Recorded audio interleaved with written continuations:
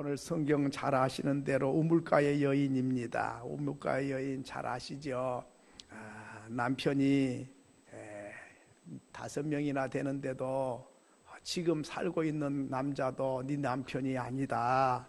그런 거 보니까 참 기구한 인생을 살아가는 여인입니다. 이 여인은 물길로 왔는데 아침 저녁 시원할 때 물길로 보통 오는데 이 여자는 대낮에 우리는 낮 12시에 뜨거운 대낮에 물길로 왔다고 했습니다. 왜 그랬을까? 시원한 시간을 제껴놓고 또 우물은 여인들의 사랑방이에요. 아침 저녁으로 물길로 오고 쌀 씻으러 오고 빨래하러 오고 고기 씻으러 오고 다 우물에 오거든요. 그럼 아낙네들이 이제 아지트요 거기 앉아가지고 아랫집에 부부싸움 한 이야기부터 시작해가지고 누가 이렇더래 저렇더래 하여튼 이런저런 이야기를 다 늘여놓고 참 거기서 이바구도 하고 막 또 사정 이야기도 하고 위로도 하고 막 이렇게 하는 곳인데 다 아침 저녁으로 오는데 이 여인은 대낮에 왔다. 왜 그랬냐? 이 상황을 보면 사람들이 싫은 거예요. 사람들에게 무시당하고 멸시당하고 배신당하고 이렇게 하니까 사람들이 싫고 또 사람의 입에 오르내리는 것이 싫은 거예요. 아이고 저 여자 남편 몇 명이나 돼? 그런데 남의 남자하고 산대? 뭐 이런 소리를 자꾸 하니까 듣기 싫고 만나기 싫은 거죠. 그러니까 시원한 시간이 놔두고 사람들이 모이는 시간을 피해서 대낮에 물길로 왔다는 것입니다. 와가지고 예수를 만나서 이야기를 나누는 장면을 보게 됩니다. 그런데 오늘 이 말씀을 보면 목마른 인생, 예수님 말씀합니다. 물 좀 달라. 유대 남자가 사마리아 여자에게 상종도 안 하는데 물 좀 달라. 이거 있을 수 없는 일이에요. 유대 사람은 사마리아 사람과 상종도 안 하고 사마리아 여자하고는 더더욱 상종을 안 해요. 사마리아 사는 동네는 더럽다고 저리 돌아서 가는 아주 그렇게 짐승보다 더 불결하게 취급을 하는데 이 유대 남자가 사마리아 여자를 보고 물 좀 달라 그러니까 이 여자가 눈이 둥그러져 가지고 뭔 이런 남자가 있나. 그러니까 이제 이야기가 시작이 됩니다. 물 좀 달라. 왜 물 달라고 그러냐고 12조로 이야기를 합니다. 네가 내가 누군 줄 알고 또 이 사실을 네가 알았으면 나에게 물을 구했을 것이고 내가 주는 물은 목마르지 않는다. 이 물 마시면 다시 목마르지만은 내가 주는 물을 마시는 사람은 배에서 생수의 강이 흘러넘쳐서 샘물처럼 흘러나게 될 것이다. 그러니까 그러면 그런 물 좀 주세요. 나 물길로 오지도 안 하고 얼마나 좋겠어요. 네 남편을 데려오너라. 나 남편 없어요. 네 남편이 없단 말이 맞다. 남편이 있었지만은 네 남편이 아니고 지금도 네 남편이 아니다. 이렇게 말씀해서 이제는 메시아를 나중에 발견하고 이제 메시아를 전하는 놀라운 변화의 역사가 일어나는 것을 우리가 일부를 읽었습니다. 오늘 이 말씀을 보면 첫째는 사람은 한 사람 목마른 인생이다는 거죠. 누구 할 것 없이 목말라요. 부자는 뭐가 마릅니까? 부자는 돈 더 갖고 싶어서 목말라요. 젊은이는 목이 안 마릅니까? 사랑하는 연인을 찾느라고 목말라요. 그런가 하면 또 건강이 약해서 건강에 목말라요. 또 영적으로 약해서 목말라요. 다 알게 모르게 목마른 인생이다 말이에요. 갈증을 느낀다 그 말이에요. 만족이 없는 것이 인생인데 만족을 찾고 있다. 여러분 누구를 붙잡고 말해보세요. 저 사람은 싱글벙글이고 항상 태평이야. 저 사람은 근심은 손톱만큼도 없을 것 같아. 만사가 형통한 사람 같아. 물어보세요. 다 천석궁은 천가지 만석궁은 만가지 근심 걱정을 가지고 있고 목말라하고 있다. 이대로 죽어도 원이 없어요. 나 더 이상 소원이 없어요. 그런 사람은 거의 없습니다. 그럼 왜 목마른가? 사람을 못 만나서 목마르다 그 말이죠. 정말 나만 사랑해주는 남편을 만났으면 춤추고 노래하며 살 건데 이 남자가 나 사랑한다니까 그런가 하고 만났는데 보니까 나중에 알고 보니까 그게 아니에요. 그래서 또 헤어졌어요. 또 다른 사람이 나타났어요.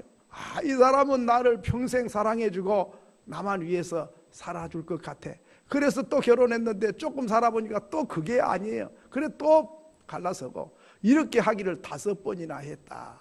그런데 지금도 역시 만족이 안 되고 목마르다 하는 것입니다. 근데 왜 그럴까요? 이 여인은 뭐 때문에 목마르냐면 자기가 원하는 한 사람을 못 만나서 목마른 거예요. 2사람도 아니고 3사람도 아니고 딱 한 사람 찾는데 그 한 사람을 못 만나서 목마른 거예요. 그렇지요. 여러분 우리가 살아보지만은 정말 마음에 쏙 들고 나만 위해주는 남편, 그런 아내를 만나면 행복하겠는데 그 사람 한 사람을 못 만나가지고 평생 눈물 짓고 한숨 쉬고 사는 인생이다 그 말이죠. 그러면 한 사람을 왜 못 만날까요? 세상에 발길에 치인 게 사람인데 왜 내 마음에 쏙 든 사람 한 명을 왜 못 만나는 거예요? 없어서 못 만나는 겁니까? 여러분 왜 못 만난다고 생각하십니까? 이유가 있어요. 뭐냐면 사람은 많아요. 그런데 문제는 뭐냐면 사람이 없어서 못 만난 게 아니에요. 성경을 몰라서 그래요. 성경에 아담에게 깊이 잠들게 하고 갈비뼈를 뽑아서 하와를 만들었습니다. 그래 만들어 놓고 하신 말씀이 배필로 만들어줬다. 배필. 배필이 뭐냐? 배필은 돕는 자라 그 말입니다. 그러니까 도우라고 만든 거다 그 말이죠. 그러면 아내를 만든 이유가 뭐요? 남편을 도와서 좀 투성이고 부족한 게 많으니 네가 좀 도와줘라. 그래서 만든 거라니까요. 그러면 남자는 왜 만들었어요? 마찬가지예요. 아내가 부족한 게 많아. 그러니까 네가 좀 도와줘서 살만 나게 해라. 그러면 서로 도와서 살만 나는 인생을 살도록, 그렇게 성경 원리가 그거거든요. 그런데 우리가 잘못 알고 있는 거예요. 내가 도와서 이 사람 행복하게 만들어줘야 되겠다. 그래서 결혼을 해야 되는데 그런 사람 한 명도 없어요. 돈 많은 사람 없나? 나를 행복하게 해줄 사람 없을까? 내가 좀 덕 좀 볼 사람 없을까? 가만히 앉아있어도 다리 펴고 있어도 먹여 살릴 사람, 그런 사람 없을까? 그런 사람을 찾고 있는 거거든요. 그러니까 잘못 찾은 거예요 이게. 그런 사람 있지도 않고 그런 사람 만날 수도 없어요. 다 자기 위해 달라는 사람을 기다리고 있는데 어디 가서 만납니까? 내가 부족한 이 사람을 어떻게 하면 한평생 행복하게 해줄까? 그게 내 사명이다. 오바마 대통령이 얼마 전에 여러분 신문 보셨죠? 기자가 이제 대통령 임기는 끝났고 이제 자유롭게 이제 이렇게 나라를 다니기도 하고 뭐 연설도 하고 이제 그러죠. 그런 분들은 1시간 이제 강의를 하면 돈이 수천만 원도 훨씬 더해. 그냥 그렇게 비싼 거예요, 몸값이. 그래 이제 강의를 하고 그다음에 이제 기자가 물었어요. 당신 이제 대통령 아닌데 직업이 뭐요? 어디 물어본 거예요. 그러니까 답변하기를 자기 부인을 기쁘게 해주는 게 내 직업이요. 희한한 답변을 냈어요. 뭐 그런 직업이 있나고. 그러니까 그게 내 1차 내 직업이 아내를 기쁘게 하는 거예요. 2번째로는 세계 젊은 청년들을 살만 나게 희망을 불어넣는 거요. 뭐 이런 이야기를 했더라고요. 야, 부인을 기쁘게 해준 걸 직업으로 삼겠다. 웃은 말이긴 하지만은 상당히 뼈가 있는 말이에요. 여러분, 오늘 우리는 왜 덕만 보려고 그래요? 근데 남자는 여자 덕 보려고 그러지, 여자는 남자 덕 보려고 그러지. 둘이 서로 덕 보겠다고 하는 사람이 무슨 인생이 만족이 있고 행복이 있냐 이 말이에요. 기대만 하죠, 기대만. 아니, 나 행복하게 해주려고 데려왔잖아. 여자를 좀 내 사람 만들려면 막 이렇게 해주고 저렇게 해주고 막 공주님으로 여왕님으로 모실 것처럼 해갖고 이제 결혼을 일단 하잖아요. 그러면 결혼한 뒤에부터는 어떻게 합니까? 내 몰라라 그래요. 그 왜 이 사람이 달라졌냐? 그럼 남자들 하는 말이 하나 있어요. 고기를 낚을 때는 미끼를 던지지만은 낚아는 고기한테 뭐 때문에 미끼 던지냐 이런다는 거예요. 근데요, 또 남자도 착각하고 있는 거예요. 고기가 들어왔다가도 배고프면 또 나갈 수가 있어요. 그러니까 관리도 잘해야 돼요. 잡아놨다고 다 된 게 아니라니까요. 하여튼 간에 자기 요구를 만족시켜줄 사람을 찾으면 이 세상에 한 명도 그런 사람이 없다. 그런데요, 어떤 사람이 행복한가 부부 조사를 해보니까 능력 있는 사람, 그런 사람이 행복한 게 아니더라고요. 어떤 사람이 행복하냐니까 두 다리를 못 쓰든지 불구가 돼갖고 사람 행세를 못해. 그런데 내가 이 사람을 위해서 한평생 섬겨줘야 되겠다. 사명을 가지고 결혼한 사람이 있더라고요. 건강한 사람이, 좋은 사람인데 이 사람, 내가 사람답지 못한 이 사람을 내가 아내로 생각한 게 아니라 내가 잘 섬겨서 그렇게 살아야 되겠다. 그런 사람이 더 행복한 거예요. 왜? 기대를 안 하니까. 뭐 요구가 없어. 오로지 주려고 내가 결혼하거든요. 그러니까 우리가 마음 자세를 바꿔서 왜 안 해주냐, 이러냐 저러냐 요구사항이 많아지면 그거는 행복할 수가 없고, 나를 저 사람 도우라고 나를 하나님이 이 땅에 보냈다. 그러니까 받는 건 생각하지 말고 그저 내 생명 바쳐서 당신 기쁘다면 나 사명 다 한 거다. 이렇게 생각을 해야 행복한데 그런 사람이 어디 있냐 이 말이에요. 자, 오늘 이 여인이 바로 5명이나 그렇게 골라보았지만은 자기를 기쁘게 한 사람이 한 명도 없었고, 이제는 사람이 만나기 싫어졌어요. 기피증 환자가 됐습니다. 사람 싫은 게 기피증 환자거든요. 사람이 좋아도 죽고 못 살지만요, 싫어도 죽고 못 삽니다. 좋은데 안 보면 보고 싶어서 상사 병이 나버려요. 사람이 그렇게 보고 싶은가 모르겠어.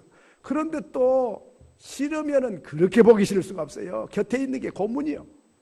똑같은 사람인데, 사랑했던 사람인데도 사랑의 감정을 가지고 볼 때는 그렇게 보고 있어도 보고 싶고, 잠시만 안 보면 못 견디는데 마음이 변하면 왜 그렇게도 싫은지 가시방석에 앉아 있는 것 같거든요. 그래서 이 여인은 이제 사람이 기피증 환자가 되니까 아침 저녁으로 여인들이 물길로 오는 그 시간을 피해서 뜨거운 대낮에 물길로 오게 됐다. 여러분, 이렇게 사람에게 실망을 한 사람은 또 이렇게 사람들이 싫어져요. 피하고 싶은 거예요. 이렇게 되니까 어떻게 됩니까? 사람을 자꾸 피해버려요. 사람 있는데 안 가, 모임에도 안 가, 연락도 안 해. 이렇게 되면 어찌 됩니까? 그 다음에 또 하나 온 게 있어요. 기다리고 있는 게 있어요. 그런 사람을 위해서 뭐가 오냐면 외로움이 오고 고독이 오고 쓸쓸함이 찾아와요. 왜? 내가 사람 다 피해놓고는, 그래놓고는 외롭잖아요. 그건 내 마음 알아주는 사람 아무도 없잖아요. 사람한테 가자니 부담스럽고, 사람들 만나기 싫고, 피하자니 고독하고 외롭고, 이게 이제 이래서 오늘날 현대인들은 고독에, 그리고 외로움에, 그래서 우울증 환자가 급속도로 늘어난 이유는 사람 기피증에서 시작이 됩니다. 그러니까 사람이 모임에 가서 깔깔대기도 하고 그냥 수다도 떨고 커져 있는 이야기도 하고 같이 서름에 복받쳐서 울기도 하고 사정 이야기도 하고 이렇게 하면 이게 마음에 쌓인 게 털어서 마음이 조금 후련해지는데, 꼭 닫아놓고 사람 만나지도 않고 털어놓지도 않으니까 이게 곰고 골마가지고 병이 되는 거예요. 그래가지고 우울증 환자가 된다 그 말입니다. 그런데요, 미국에서 통계를 냈는데요, 매년마다 미국에서 자살한 사람이 몇 명이냐면 50만 명이 미국에서는 자살합니다. 미국의 인구는 한 2억 5천 정도 되는데 한 50만 명이 매해마다 자살한다. 굉장한 거죠. 그런데 그 중에 가장 큰 이유가 뭐냐면 외로움 때문에 자살한 사람이 가장 많다는 거예요. 돈이 작아서 자살한 사람도 있지만은 외로워서. 한번 생각해 보세요. 사람 안 만나지, 기피증이니까. 그러니까 이제 외롭지. 외로운데 밥맛이 있겠습니까? 잠이 오겠습니까? 무슨 기쁘고 즐거운 일이 있겠습니까? 그러니까 사는 게 고문이에요. 이렇게 살아서 뭐 하냐? 죽고 말지. 그래서 죽는 사람이 가장 많다는 거예요. 근데 이게 미국의 이야기뿐만 아니라 앞으로 우리나라에도 이게 지금 심각합니다. 고독사, 혼자 살다가 고독하게 죽은 사람이 자주자주 나오지요. 근데 그런 사람들은 이제 50대가 지금 가장 비율이 높거든요. 그리고 50대 남자가 가장 높은데, 그런 사람들을 만나가지고 상담을 해보면 다른 게 아니라 자존심이 상해가지고 다른 사람에게 말하기가 싫은 거예요. 나 이렇게 힘들고 어려우니까 도와달라는 소리를 자존심 때문에 못하는 거예요. 그래 고독하게 있다가 그냥 자살을 하고 이렇게 된다 이겁니다. 자, 그래서 오늘 이제 우리가 교회에서 사명을 좀 달리해야 되겠다. 고독한 사람 많으니까 제가 이제 전화로 신방을 이렇게 해봐요. 전화를 이렇게 연세 드신 분들도 전화도 해보고 이렇게 하는데 고독해하고 쓸쓸해해요. 그래서 반가워가지고 전화통 들면 놀 줄을 모르는 분도 계세요. 하고 싶은 말은 맞는데 자식들은 다 멀리 있고 내 말 들어줄 사람이 없는데 목사님 마침 전화했거든. 그러니까 이제 이런 이야기 저런 이야기를 어떨 때는 30분 40분도 하고 그러는데요. 제가 느끼면서 또 전화로 기도도 해드리고 이렇게 상담도 하면서 느낀 거는 우리 권사님들이나 뭐 이렇게 성도들에게 좀 종종 안부 전화를 하는 게 좋겠다는 생각이 듭니다. 왜? 하루 종일 기다리는데 전화는 있는데 전화가 온 사람이 하루 종일 있어 한 사람도 없는 거예요. 네. 그러니까 외롭고 고독한 거예요. 여러분 오늘 우리가 이런 시대를 살면서 좀 서로 대화를 또 하면 되는데 그러면 서로 이야기하다 보면 좀 마음도 좀 후련하고 그러죠. 그런데 또 자존심 있으니까 선뜻 전화를 못 하는 거예요. 자, 가족이 있고 형제가 있고 이웃이 있고 하지만 다 내 고독과 외로움을 달랠 사람이 없는 거예요. 그러니까 대중 속에서 고독을 느끼고 있다는 것입니다. 그러므로 오늘 우리가 이제 이런 분들이 예수님이 찾아가십니다. 사마리아 동네는 아무도 안 가 더러우니까. 그런데 예수님이 일부러 그 동네에 가셔가지고 우물가에 앉아 계시는 거예요. 그 여인이 물 길러 왔어요. 일부러 예수님은 의도적으로 그 우물가에 가 계신 거죠. 이 고독한 여인을 만나기 위해서입니다. 그러니까 이 고독한 여인이 자기 이야기를 잘 안 했는데 자존심 상하니까 잘 안 하는데 예수님이 끄집어내는 거예요. 우물가에서 무슨 이야기 합니까? 물 좀 달라. 우물가에서는 물 이야기하는 게 자연스럽잖아요. 오늘 우리가 무슨 이야기할 때에 자연스러운 이야기를 해야 됩니다. 그 상황에 맞는 거기서 이야기가 시작이 돼야 되거든요. 그런데 갑자기 막 예수 천당, 불신 지옥 이렇게 해버리면 이게 이야기가 잘 안 되는 거예요. 우는 사람에게 우는 이유가 뭔지, 우물가에 온 사람은 물 길러 왔는데 물 이야기를 하고 이렇게 이야기가 해서 점점 이렇게 이야기가 되다가 그러다가 이제 그런 물 있으면 나 좀 주세요. 그러니까 네 남편을 데려오너라. 이게 뭐예요? 남편 데려오라는 뜻은 그냥 가서 데려오라는 뜻이 아니에요. 너가 어떻게 살아왔는지 이야기 좀 해봐 그 말이죠. 네 남편을 데려오려면 남편의 이야기를 해야 될 수밖에 없어요. 그러니까 자기 이야기를 끄집어내도록 예수님은 질문을 한 것이죠. 오늘 우리가 그냥 대화합시다 뭐 일쿵저쿵 세상 이야기하다 끝난 게 아니라 관심사를 시작해서 이야기를 하다가 내 자신을 돌아볼 수 있는 그런 이야기로 가는 거예요. 그래서 자기 속에 마음에 있는 이야기를 다 예수님께 털어놓도록 주님이 말씀을 하신 것이죠. 그래서 이제 생수 이야기를 하면서 이 물을 먹으면 다시 목마르지만은 내가 주는 물을 마시는 자는 영원히 목마르지 않는다. 어이구 그런 물이 어디 있어요? 이렇게 해서 예수님이 영생의 생수인 것을 발견하게 만들고 너 다시 말하면 너 남편 아무리 많이 거느려 봐도 만족 없어 그 말이에요. 이 물을 말한 것은 이 마시는 물만 말한 게 아니라 너를 기쁘게 해주고 행복하게 해주고 만족시켜줄 사람을 5명 중에 못 찾았는데 100명 1000명 중에서도 못 찾아. 왜? 이 세상의 사람은 영원한 물을 마시게 할 사람 아무도 없어. 나는 너에게 주면 너는 생수가 강물것처럼 샘물처럼 흘러나게 돼. 다시 말하면 나를 만나지 않고는 이 땅에서 너의 갈증을 해결할 수가 없어 그 말이죠. 오늘 예수님을 만나고 이 여인은 완전히 달라지죠. 우리나라의 유명한 노래 중에 하나가 아리랑이지요. 아리랑. 근데 아리랑은 너무 유명해요. 외국인도 잘 불러요. 6.25 때 전쟁하고 갔던 사람들도 자기 나라에 가서 아리랑을 부르고 있는 거예요. 대단하죠. 근데 아리랑 아는 사람이 많아요. 알려져 가지고. 가르쳐주지도 않았는데. 그래가지고 우리나라 노래인데도 참 이 아리랑은 좀 희한해요. 누가 언제 만들었는지도 몰라. 또 뭔 뜻인지도 잘 몰라. 여러분 아세요? 아리랑 뭔 뜻이요? 사람마다 학자마다 생각이 달라요. 그런데 부지런히 부른 게 아리랑이고 외국인도 따라 부르는 게 또 아리랑이라 뭔 뜻도 모르고 누가 지는지도 모르고 불러대는 거예요. 다 좋다는 거예요 또. 그런데요, 어느 학자가 이제 아리랑에 관해서 글을 썼는데 내가 읽어보니까요, 아리랑이란 뜻은 내 마음을 아는 자가 없다는 뜻이 돼요.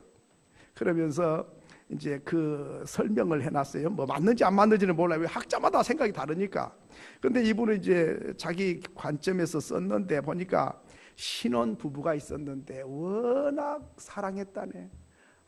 남편이 아내를 죽도록 사랑하고 아내가 남편을 그렇게 사랑했다네. 그런데 너무 가난했다네. 그래 떼거리가 없다네. 그랬는데 남편이 아이고 사랑도 좋지만은 가서 벌어와서 먹여 살려야 사랑도 하지 배가 고프니까 사랑도 안 되겠다 생각해가지고 남편이 돈 벌러 갔대요. 돈을 벌러 가서 이제 부인은 이제 하루가 천년처럼 기다리는 거예요.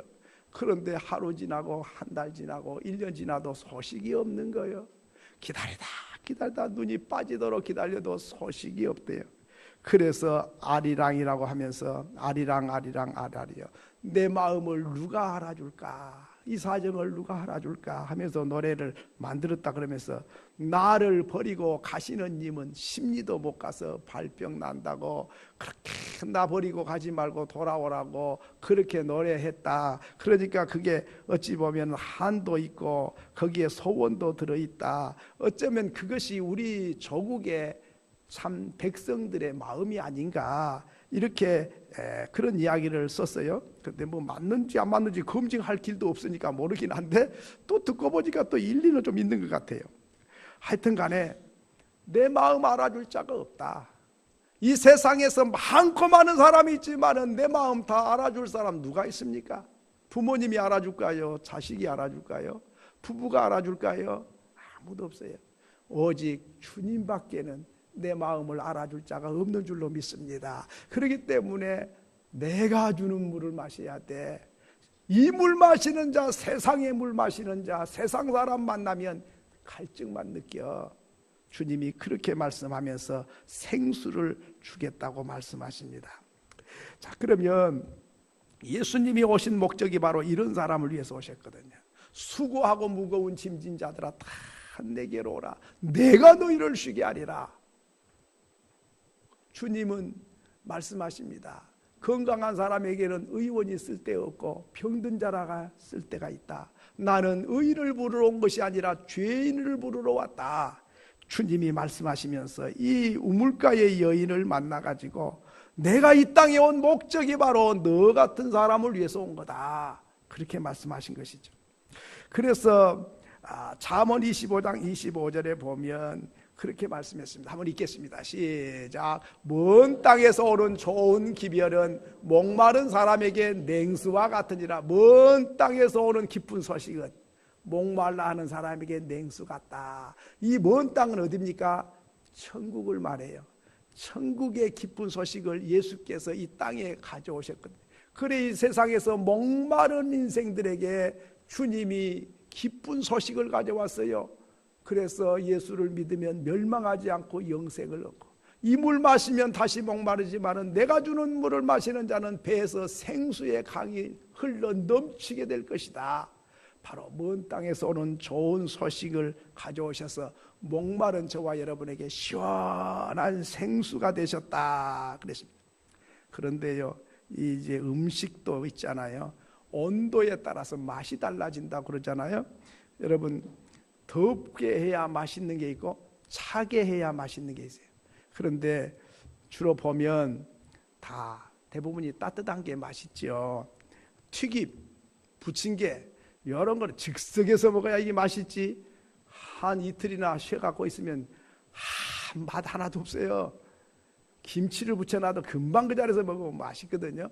근데 뭐 고기를 부쳐놔도 뭐 식어 빠지면 아무 맛 없잖아요. 그런데 생수는 있잖아요. 몇 도가 제일로 맛있는지 아세요? 생수가요 45도가 되면요 46도에 되면 사람의 체온과 비슷하니까 맛이 하나도 없어요. 그런데 생수는 몇 도에 제일로 맛있냐면 12도에서 13도 때가 가장 맛이 좋다 그래요. 그럼 12도에서 13도는 언제냐? 샘물에서 막 떠냈을 때에 그 온도가 12도에서 13도래요. 그러면 예수님께서 먼 땅에서 오는 좋은 기별은 목마른 자에게 생수 같다. 우리는 목말랐어요. 죄와 허물로 죽었고 심판과 멸망으로 달려가고 있던 저희들이거든요. 목말라 했어요. 행복을 알아보지도 않고 맛보지도 못했어요. 행복하려고 결혼했는데 실망만 하고 상처만 받았어요. 이런 인생에 목마른 인생에게 주님은 생수로 오셨다. 그래서 우물가의 여인에게 생수를 줘가지고 그 여인이 기뻐가지고 물동이 갖다 내버리고 동네로 뛰어가서 동네 사람들아 와봐라, 내가 메시아를 만났다고. 사람 기피증 환자가 사람 싫은 줄도 모르고 부끄러운 줄도 모르고 이제는 기쁨과 희열이 넘쳐가지고 외치게 되고 동네 사람들이 떼거리로 나와서 예수를 만나게 됐다 하는 것입니다. 그렇습니다. 예수님은 우리의 영원한 생명수가 되십니다. 예수를 만난 사람은 목마르지 않습니다. 세상의 것은 아무리 가져도 아무리 높은 데 앉아도 목마를 수밖에 없고 아무리 좋은 사람 만나도 목마를 인생입니다. 이 목마름을 주님만이 해결할 수 있다 하는 것입니다. 여러분, 무엇으로 만족할 것 같습니까? 우리는 세상의 것으로는 만족을 못하게 돼 있어요. 왜? 내 마음이 얼마나 넓은지 아십니까? 내 마음이 얼마나 크냐면 이 지구촌을 다 줘도 안 차. 모자라. 이 지구촌을 다 줘도 부족해. 그런데 이 지구보다 더 큰 분이 와야 돼. 하나님이 내 마음에 오셔야 돼. 그러면 만족해요. 그러니까 세상의 것 가지고 만족을 찾으려고 한 것부터가 무리요. 돈 아무리 가져도 부족하다니까요. 아무리 이쁜 사람 데리고 살아도 만족 못해요. 옛날에 보셨죠? 최진 씨라고 하는 그 탤런트가 얼마나 이뻤어요. 아주 국민 배우라 그랬어요. 그런데 그 사람 데리고 산 사람이 행복해야 되는데 다른 사람하고 또 바람을 피웠다더만. 세상에 그런 시대라 아무리 좋아도 만족이 안 된다니까요. 부귀영화 다 가져도 안 돼. 하나님이 오셔야 돼. 그래서 시편 기자는 23편 시편에 보면 여호와는 내 목자시니 내게 부족함이 없다. 하나님이 내 목자가 되고 그분이 내 안에 오시면 난 부족함이 만족해. 그러나 하나님을 만나지 않고는 만족할 수가 없다는 것입니다. 그러므로 쾌락을 즐긴다고 만족한 게 아닙니다. 명예를 가진다고 만족한 것도 아닙니다. 채무를 가진다고 만족한 것도 아닙니다. 내가 좋아하는 사람을 만난다고 만족한 게 아닙니다. 다시 목마르다 하는 것입니다. 그래서 솔로몬 왕은 고백했습니다. 헛되고 헛되며 헛되고 헛되니 해 아래서 모든 것이 헛되도다. 솔로몬은 부귀영화를 누린 사람입니다. 얼마나 돈이 많은지 은금을 길바닥에 돌멩이처럼 여겼더라 그랬어요. 그리고 안 해본 짓이 없어요. 1000명의 궁녀를 거느려 보기도 하고 포도원을 만들기도 하고 노래한 사람을 두기도 하고 별 사람을 다 뒀는데도 그는 고백합니다. 헛되고 헛되며 헛되고 헛되니 모든 것이 헛되도다. 해 아래서 하는 일들은 헛될 수밖에 없는데 하나님을 만나고 나면 가치 있고 보람 있는 인생이 된다 하는 것입니다. 바울은 고백하기를 예수 그리스도를 알기 전에는 나는 세상의 만족을 못했다. 그렇게 세상의 것이 좋았는데 예수를 알고 보니까 예수를 아는 지식이 가장 고상하기 때문에 내 가진 세상의 부귀영화는 배설물같이 여긴다. 주님을 만난 사람의 고백은 세상의 은금보화가 배설물로 여겨진다. 참, 주님이 얼마나 귀하면 세상의 보화가 그렇게 배설물처럼 보이겠습니까? 그런데 예수 믿는 내가 보화 대신 예수를 모시고 살면서도 배설물을 보화인 줄로 생각하고 예수보다 세상의 보화를 쫓아간다면 뭘 몰라도 한참 모르는 것이죠. 이제 말씀을 맺겠습니다. 예수를 만난 사람은, 이 여인은 물동이를 버립니다. 물동이가 물 들어왔는데 물동이를 버리면 어찌 되는 거예요? 예수를 만나니까 물동이가 별로 중요한 게 아니에요. 그렇게 싫은 사람들에게로 뛰어갑니다. 가슴이 뜁니다. 희망이 넘칩니다. 기쁨과 감격이 있습니다. 사람 피하고 고독하고 쓸쓸한 여인이 이렇게 희망차게 활기차게 기뻐서 뛰어들어가서 동네 사람들아 와봐라, 내가 메시아를 만났다고 외쳐댑니다. 이 가슴 속에 누가 불을 지폈습니까? 바로 식어지고 참 근심에 쌓이고 살맛 안 나는 여인이 생기가 돌고 활기가 넘친 것은 메시아를 만났기 때문이다 하는 것입니다. 피하고 싶은 사람이 사랑스러운 사람이 됩니다. 그리고 예수를 자랑하고 높이는 사람이 됩니다. 바로 이런 변화를 주님이 가져온 것이죠. 주님을 만난 사람은 이렇게 피하고 싶고 기피증 환자고 세상 살맛이 안 나고 이런 사람들이라도 예수만 만나면 인생이 달라집니다. 저와 여러분이 그 예수님과 함께 희망차게 활기차게 살아가는 저와 여러분이 될 수 있기를 소원합니다.